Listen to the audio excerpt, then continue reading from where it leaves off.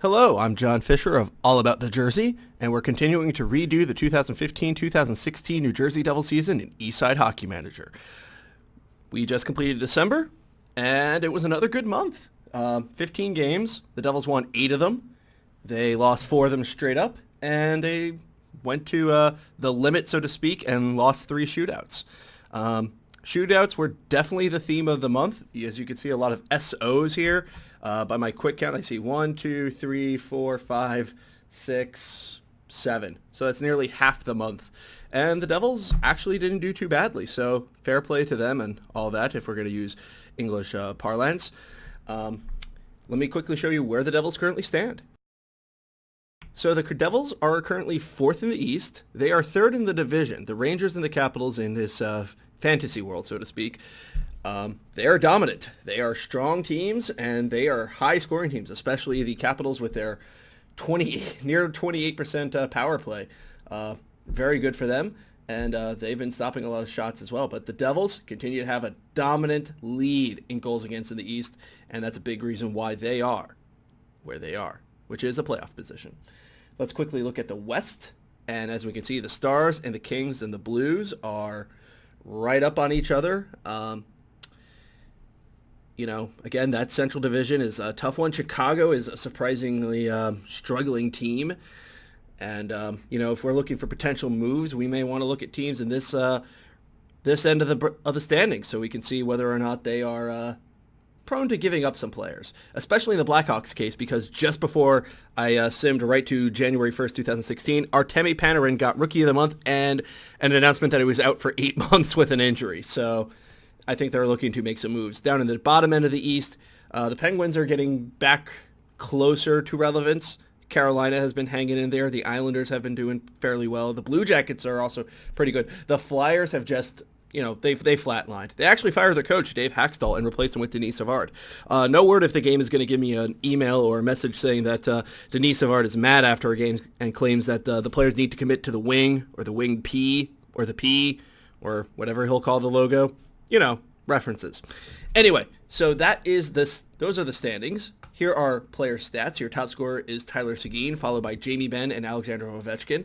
And Paul Stastny is hanging right there with them. TJ Oshie continues to be a baller or a pucker. I don't know. Anyway, and Benoit Poilot is the one surprising name still up on this list. Phil Kessel, 11th, and so lots of good guys here. You'll notice no Devils. No Devils are in the top 50 in scoring. Just like, I guess, what one would expect out of the Devils. However, if we flip to goaltending, number 1, Cory Schneider. 38 games, 23 wins, 5 shutouts, an average ranking of 8.2, which is crazy good, and the league's best save percentage. He is the man. Speaking of standings, let's just take a quick peek at what the Devils' standings are, or rather their stats are.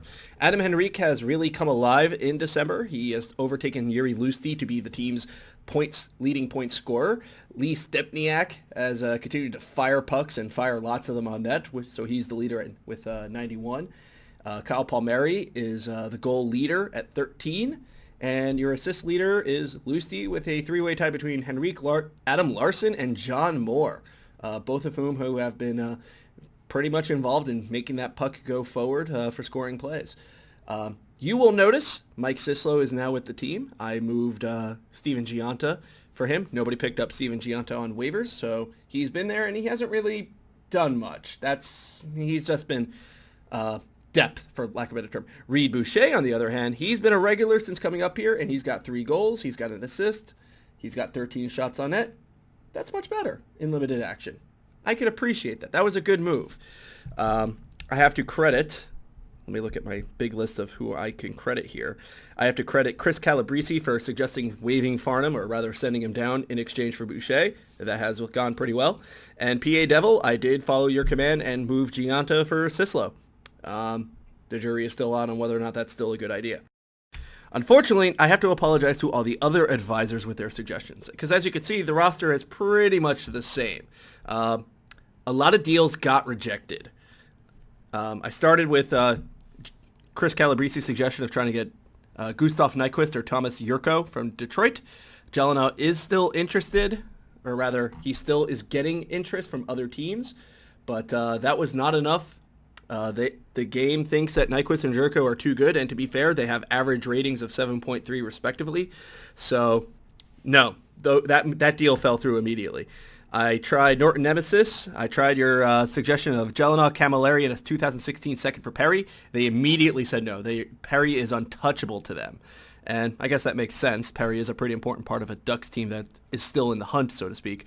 Crandish, since I did not put Lucy on the block last month, and I'm still not going to, I did try Brett Seney and Keith Kincaid for James Van Riemsdyk, and that was also rejected immediately on the basis that Van Riemsdyk is an untouchable player and they don't want to move him. Yay Devils wanted me to inquire about what Kessel could garner, and the game said, no, we're not moving Kessel. He's a borderline top 10 scorer with Pittsburgh, and while Pittsburgh isn't doing so well, he is a guy who is doing well for them. So the game is not interested in hearing any deals for him. Likewise, Devils are cool wanted me to ask about Kevin Shattenkirk, which would be a fantastic pickup on the defense, given that the Devils don't really have a lot of offense coming from their defense. Unfortunately, the top 50 defenseman scorer is also unavailable. The St. Louis Blues don't want to move him at all. So all those deals basically died. And that's why the only moves you see are the two suggestions with Boucher and Sislo. Those were enacted. I will say Eric Jelena got an offer by a computer opponent by Arizona just before the roster freeze, suggesting Chris Dahlback. I compared the two, and I figured Chris Dahlback is not very good. Trying to renegotiate for Michael Stone straight up for Eric Jelena, but then the roster freeze hit, and then the trade essentially died. But as you can see here on the roster page, he is still wanted. People want Jelena, specifically the Flyers. No, I'm not going to try to move him to the Flyers. Keith Kincaid, still available. And I've got an email here because I want to show off that Reed Boucher is drawing interest. So the media is telling me that Nashville is interested in Reed Boucher.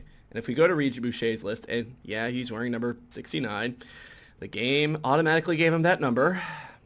Anyway, you notice he's not getting any offers. But he did have these offers earlier. So we're going to respond and see what that says. So we're going to deny the rumor. We're going to confirm it. We're going to decline to make a comment on this matter. I'm going to deny the rumor. I'm going to say, nah, it's not happening. I don't think it is happening. I don't think many of you would want me to trade Reed Boucher anyway, though, of course, if you do, let me know in the comments. So I've circulated a press release saying that Boucher is leaving the team. There it is. So anyway, let's go through the month of games to see how things have went in general so you have an understanding of how the Devils are doing in general. With the larger goal of make the playoffs, we're nearly halfway through the season, and again, the Devils are in a playoff position, 50 points. They're 8 points clear of the ninth spot, so to speak. So they're pretty safe right now. However, with the Islanders, the Blue Jackets, the Capitals, and the Rangers also being good teams in the division, it's going to be a bit of a challenge. But as long as Cory Schneider stays healthy and amazing, and the Devils can get some goals, which they can here and there, they should be safe to do it. I will still recommend that you guys keep giving me suggestions for offensive players or types of players I should be going for.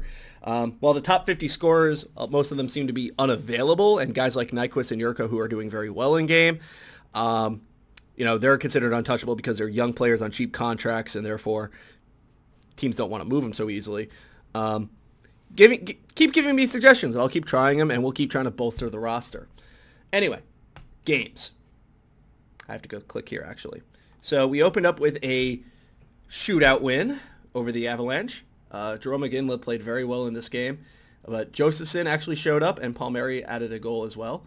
McGinley, again, was the big star of the game, but Palmieri kicked in a goal, and Mateau had another good game. Schneider was good, as usual.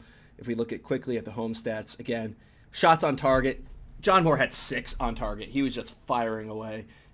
He's used a lot by AI John Hines on the power play, and because the power play, they keep drawing lots of penalties, they're going to keep using them. So that's why he's getting all those minutes, all those points. Look at the Hurricanes. This did not go well for the Devils. Kalinin did put in a goal, but the Hurricanes tacked on a late one.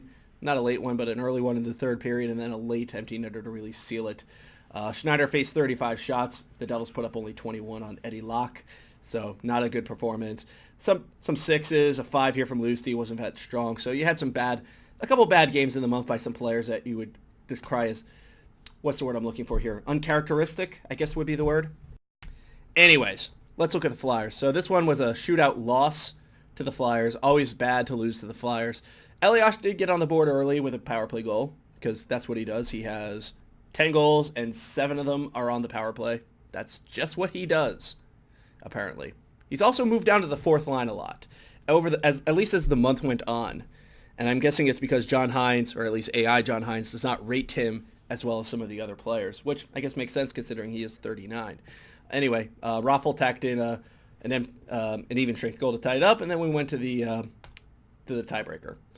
Go to the Florida game. Henrique scored a power play goal. Kulikov scored very quickly right after that. This was a game filled with penalties. Very frustrating to see the Devils waste a 5-on-3 near the end of the game in a 1-1 situation and then not capitalize in overtime with a brief power play. But it is what it is there. Toronto, the Devils got lit up by Toronto's power play very early on. Nazem Kadri was just, styling on them. The Devils did make a comeback, though, to force a point, which is always good. But unfortunately, they lost in the shootout to Mr. Arcabello. Just quick looks at the ratings here. Devils really did put up the shots. They put 34 on Reimer. But, AAtJ didn't have a strong game. Mateau had a great game. He had 2 goals. Very good work from him. Much better in this game than he is in real life, clearly. And Kalinin also chipped in as well. Henrique also, this was one of his many games where he sort of got back to relevance as a top 6 forward. But again, the Devils lost in the shootout. They did beat Detroit in the shootout, so they got back to winning ways. Josefson scored another goal, which is always nice from him. He's been featured also on the fourth line a lot. The game doesn't seem to rate him all that much either, but Palmieri scored a shootout goal, and that's all well and good. Schneider was the top player, of course. What wasn't so top is the fact the Devils only put 17 shots on the Red Wings. That's pretty disappointing. A lot of 5s and 6s, as you see here, from Kalinin, Henrique. A lot of 6s from the D outside of Mr. Moore and Mr. Jelena. So not a terribly strong game. Just briefly looking at the penalties here. And it wasn't very good to see 5 straight Devils penalties. Very undisciplined. As a general manager, I can't send a message to the team and say, hey, guys, play smarter. The Islanders game is notable for a couple of reasons. One, they lost in regulation. It wasn't in a shootout. The Devils, Schneider didn't have a very good game. He's a 6. That's not very good. Most of the team, not very notable except for maybe Kalinin. And while the Devils did get 2 goals and Lucy scored from, and I'm not making this up, he scored from, that's a different game actually. No, I'm sorry. In a different game, Lucy scored from the red line. I thought it was this. It's actually a later one. Instead, he scored from the goal line. So, 6 or half dozen of the other in terms of fluky positioning for goals. But after this loss, I got an email from the board in the game telling me that they were not pleased with that result, which is a bit disconcerting. Again, the game is designed on the assumption that you're going to be coach and GM. So as a coach, presumably you'd have more options to tell players, hey, do better. Hey, focus on this. Hey, expletive, get it together. As a GM, I can't really do that. So that was a bit concerning. But the good news is the Devils, got 4 wins in a row. So that's always a good response to when the board isn't happy. String some wins together. Get a big shootout win over Buffalo. Wasn't good to see a fairly late goal from Buffalo to tie it up. But Lucy got on the board, Palmieri on the board, Henrique on the board. All well and good. And secure a W there. This Panthers game was a fun one. 5 straight goals before the Florida just tacked on 2 consolation goals, including one from Mateau. Henrique nearly had a power play hat trick. Instead, he'll just have to settle for 3 points. But he was the dude, or actually I take it back, he had 4 points. I misread the box score. But he was the dude that night. Well, who wasn't the dude was Zajac. And I'll talk to him about him in a little bit. Roster freeze, 6-2. Big W over Anaheim, much better than what happened in real life on December 19th. Sorry about that. Boucher, I called up Boucher shortly before this, and he definitely made that call up worth it with 2 goals. Very nice appearances from him. And additionally, to him being a top, getting a 10 here, Andy Green had a monster game. Schneider stopped 36 shots. I'm sorry, he stopped 34 out of 36. He had a monster game as well. Lots of good stuff all around except from David Schlemko. But the Devils, one early goal, and then it was 5 straight. No concern about Anaheim whatsoever. A nice feel-good win, right at the roster freeze. And then the very next night, a very, what's the word I'm looking for here? Well, in this game, Zach Ronaldo, the game decided to show as a highlight a fight. So if you're wondering what a fight looks like in this game, imagine those circles as the players. Yeah, imagine them just banging into each other. That's what a fight looks like. And Ronaldo got tossed because he's Zach Ronaldo. But more importantly, the Devils had a very contentious 1-0 win. Schneider was, of course, the best. Kalidin got the 1 goal. Some of the other players weren't so strong, but again, neither was Boston. They weren't all that great in their own right, and they got a win. Unfortunately, just before Christmas, Detroit came by and shut out the Devils. Nyquist, who would not become a Devil, he scored. Quincy scored. That was that.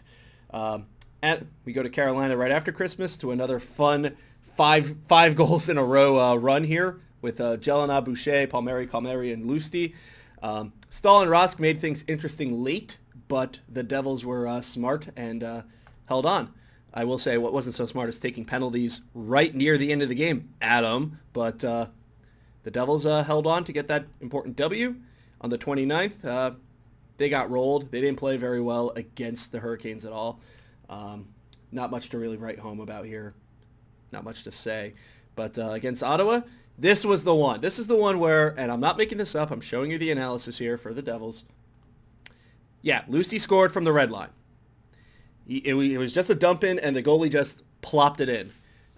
Very fortunate game for the Devils. They got outshot 25-36, but managed to take it to a shootout, and Yuri Lusty and Mike Camilleri did enough to get the W heading into the new virtual year, which is this one, except not.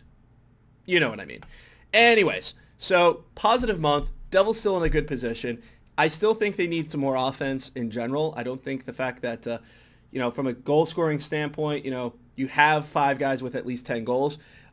Elias having 10 has been a nice benefit for the fourth line. Lucy having 10 goals helps. Palmieri, Henrique, and Stempniak doing well. Stefan Matteau and Camilleri only having 6. 1 is excellent because it's Matteau, and you're amazed he does anything. Camilleri, you'd like to have more from him, especially with 78 shots on net. He's shooting real low at 7.7, but he's averaging a 7 a game, so I wouldn't move him. Zajac has been a bit of a disappointment. He's used a lot in penalty kill situations, just like in real life.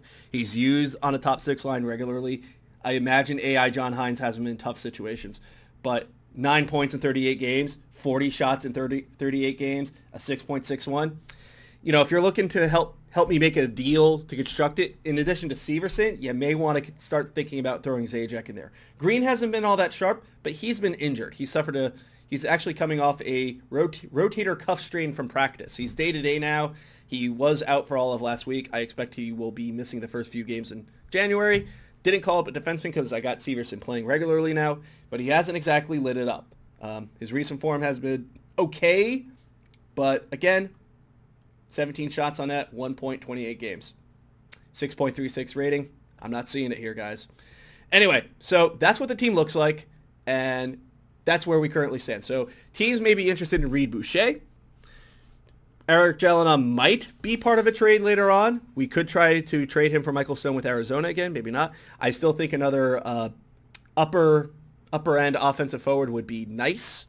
But other than that, it's basically ride Schneider because AI John Hines is not playing Keith Kincaid, and hope the team continues to produce. So that's what the team looks like. Just as a brief look, we're going to look quickly into January. So you've got a lot of games here. You got the All-Star game on the 24th. I'm hoping Schneider will be there. One other question I'm going to bring up in the post at All About the Jersey is this thing right here, the trade deadline.